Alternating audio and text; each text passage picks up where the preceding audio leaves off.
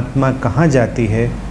यमराज जी कहते हैं तुम इस ज्ञान के बदले में धन ले लो, सुंदरियाँ ले लो, या फिर तुम धरती के सम्राट बन जाओ। किंतु इन सब के लाभ जानते हुए भी नचिकेता इन्हें ठुकरा देता है। आपका यह कहना कि नचिकेता ने इसे व्यर्थ समझकर प्राप्त करने से इनकार कर दिया क्योंकि अधिक धन, सम्राट बनकर शिखर की ऊंचाइयों को छूने के बाद क्या, किंतु जीवन में पर्याप्त धन, सुंदरता और शिखर की ज़रूरत भी हर मनुष्य को होती है।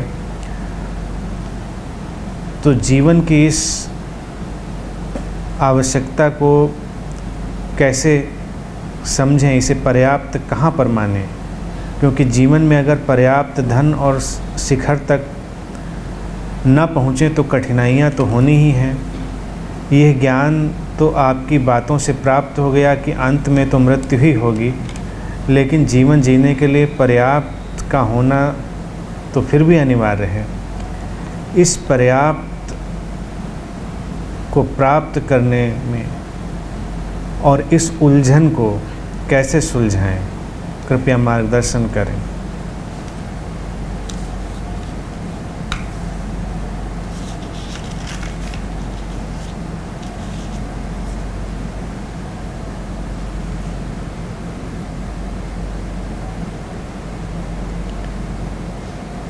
मृत्यु सब पहुंच जाती है, इसका अर्थ ये नहीं है कि तुम जीवन को जीना भूल जाओ।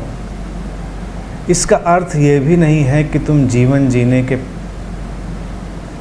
ढंग भूल जाओ। मृत्यु सब पहुंच जाती है, इसका इतना ही अर्थ है कि तुम जीवन के हर क्षण को गहराई से जियो, डूब कर जियो, पूरी इंटेंसिटी से जियो और वासनाओं के पीछे न भागने का इतना ही अर्थ है कि उनकी व्यर्थता को जान लो। थोड़ा हल्का फुल्का रहो, थोड़ा प्लेफुल रहो। कुछ जीवन में नहीं भी पूरा हुआ तो इससे कोई बड़ा फर्क नहीं पड़ेगा। मृत्यु आने ही वाली है। तुम यमराज के सामने ही खड़े हो, नचिकेता जैसे खड़ा है, तो इसका इतना ही अभिप्राय है कि जीवन को सबसे कीमती मानो। तुम जीवित हो तो यही सबसे कीमती बात है। तुम हो तो सब है, तुम नहीं हो तो ये जो धन, ये सौंदर्य, ये सारी चीज़ें सब व्यर्थ हो जाती हैं। इतनी ही बात है। लेकिन जब हो तो तुम्हारे पास धन भी हो, अच्छी बात है, सौंदर्य भी हो, वो भी अच्छी बात है, लेकिन उसे अंतिम सत्य न मान लो।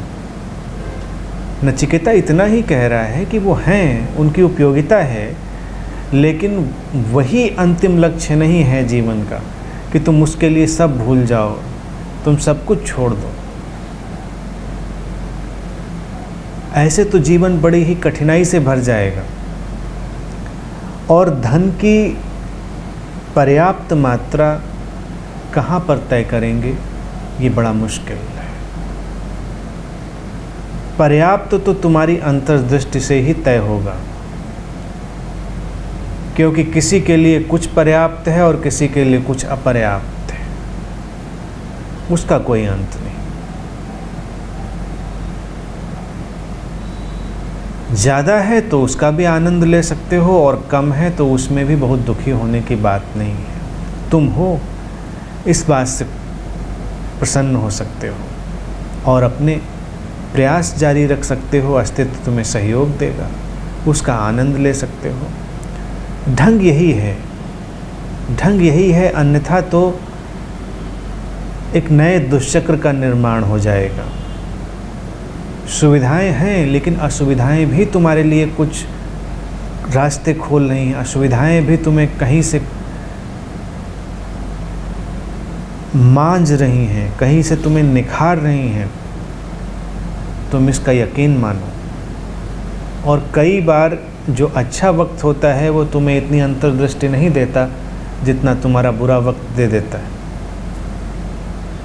फिर जब पलट कर तुम देखते हो तो तुम्हें लगता है कि उस वक्त ने तुम्हें कितना परिपक्व बनाया और उस वक्त ने तुम्हें कैसी अंतर्दृष्टि दी और उस पृष्ठभूमि में ही, उस दुख की पृष्ठभूमि में ही तुम सुख का आनंद ले पा रहे हो।